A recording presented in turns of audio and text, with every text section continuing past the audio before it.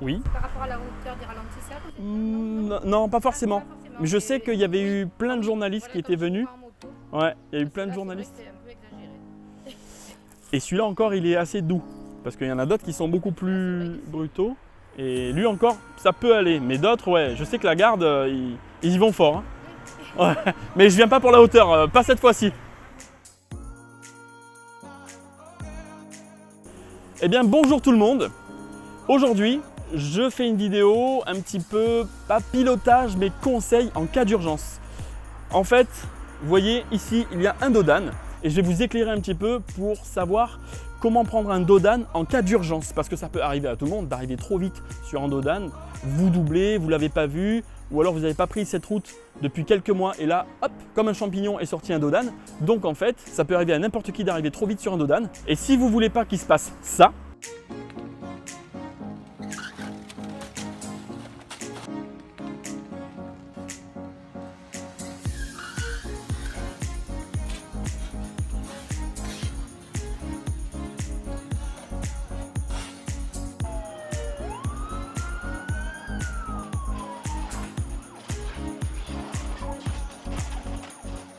je vais vous dire un petit peu comment vous placer. Allez, c'est parti, je prends ma bécane et je vous montre ça.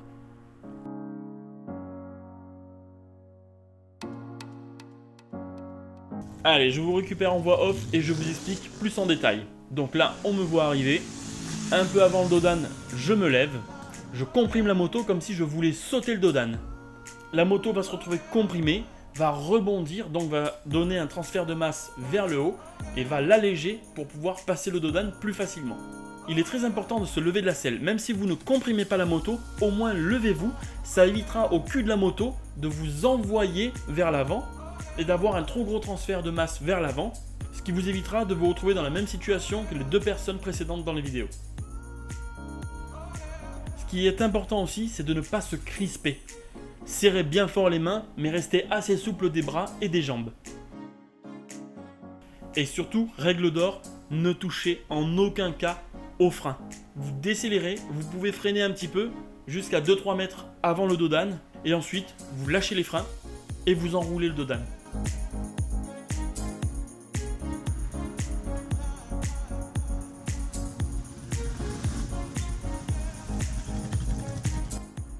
Voilà, c'était une petite démonstration pour vous montrer comment je prends les dodan en cas d'urgence.